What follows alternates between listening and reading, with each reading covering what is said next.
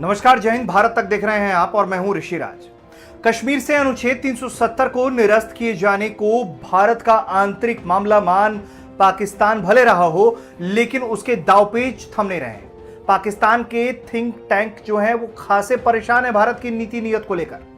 उसका जो है वो अपने पुराने रवैये पर अड़ा है। माना यह जा रहा है कि भारत पाकिस्तान के बीच बेपटरी हो चुके द्विपक्षीय रिश्तों को बहाल करने के लिए जो है वो पीछे के दरवाजे से बातचीत की प्रक्रिया चल रही है। ये बीते दिनों हमने खबर बताई थी।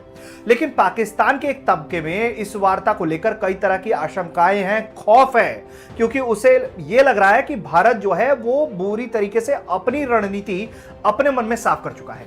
पाकिस्तान पक्ष की रणनीतिक अस्पष्टता के चलते दोनों देशों में संवाद की प्रक्रिया आगे बढ़ेगी या नहीं, इसको लेकर अनिश्चितता जो है का जो डर है वो बना हुआ है। यह डर इसलिए भी कायम है क्योंकि पिछले दरवाजे से दोनों देशों के बीच क्या चर्चा हुई इसका कोई विवरण उपलब्ध नहीं है। और इसी को लेकर जो थिंक टैंक है पाकिस्तान का वो डरा हुआ है कि कहीं ऐसा ना हो कि भारत हावी हो जाए। एक पाकिस्तानी थिंक टैंक का मानना है कि इस पूरी प्रक्रिया को लेकर भारत का इरादा स्पष्ट नहीं है। उसे इस बात का डर है कि भारत जो है अपनी कश्मीर की नीति पर डिगने वाला नहीं है। कश्मीर विवाद को सुलझाने में मदद करने वाली प्रक्रिया के बारे में निराशावाद कायम है, इस थिंक टैंक का कहना है। हालांकि वो सोच सही रहा है क्योंकि भारत जो है कश्मीर से लेकर पीओके तक पर जो है अपनी नीति साफ रख चुका है कि वो भारत का हिस्सा है और भारत लेकर रहेगा। अभी जो डॉन अखबार है वहां का, उसके मुताबिक इस्लामाबाद पॉलिसी इंस्टीट्यूट IPI के जो वेबिनार में हुआ उसमें ये चिंता जो है वो जाहिर की गई कि भारत पाकिस्तान में पिछले दरवाजे से वार्ता विषय पर चर्चा के दौरान जो है विश्लेषकों ने दोनों देशों के रिश्तों में अनिश्चितता को लेकर अपनी आशंका जाहिर की है। और जारी बयान में बताया गया है कि थिंक टैंक ने आगे बढ़ने से पहले भारतीय इरादों का पता लगाने पर जोर दिया है।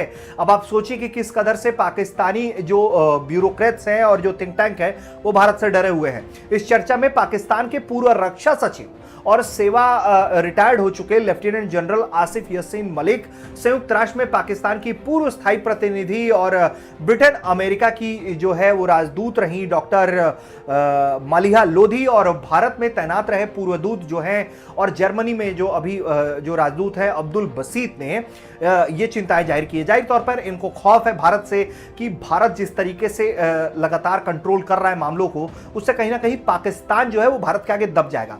असल में भारत पाकिस्तान में जो बैक चैनल के जरिए बातचीत की जाने की बातें सामने आ रही थी, दोनों देशों के बीच जो है वो शांति वार्ता शुरू करने को लेकर जो है उसमें संयुक्त अरब अमीरात जो है उसकी बड़ी भूमिका को लेकर जो है ये बात माना जा रहा था कि संयुक्त अरब अमीरात जो है वो एक बड़ी भूमिका निभा रहा है। इसको लेकर अब जो है पाकिस्तान डरा हुआ है कि उसका झुकाव कहीं है वही भारत की तरफ ज्यादा ना हो जाए। रिपोर्ट्स के मुताबिक जो है भारत पाकिस्तान के अधिकारियों के बीच वार्ता का आयोजन दुबई में किया गया था, ये जो रिपोर्ट्स बता रही हैं, जिसमें UAE की भूमिका थी। हालांकि हम इस बात की पुष्टता नहीं कर रहे हैं क्योंकि भारत के पास ऐसी कोई जानकारी नहीं है, नहीं भारत सरकार ने ऐसा कोई स्टैंड लिया है, कोई भारत सरकार ने कोई जानकारी दी है, तो इसका कोई दस्तावेज हमारे पास या कोई आधिकारिक सूचना नहीं है। अब तक की नतीजा में वो बातचीत के हवाले से ही कह रहे हैं कि अब तक का जो नतीजा रहा है उसमें LOC पर सीजफायर का ऐलान हुआ था, जो DGMO की मीटिंग हुई थी। लंबे अंतराल के बाद भारत पाकिस्तान जो है वो स्थायी सिंधु आयोग की बैठक का आयोजन भी हुआ है हाल के दिनों में। भारत और पाकिस्तान के प्रधानमंत्रियों के बीच संदेश का आदान प्रदान भी हाल के दिनों में हुआ है, जैसा कि हमने देखा है। तो अब आप मान ले कि एक तरीके से भारत की डिप्लोमेसी ही है और भारत का जो बढ़ रहा है कद है उसको लेकर पाकिस्तान में खासी चिंता है, और उसको लगातार लेकर जो है जो थिंक टैंक्स है वो इमरान खान को चेता रहे हैं कि आपको सावधानी बरतना है।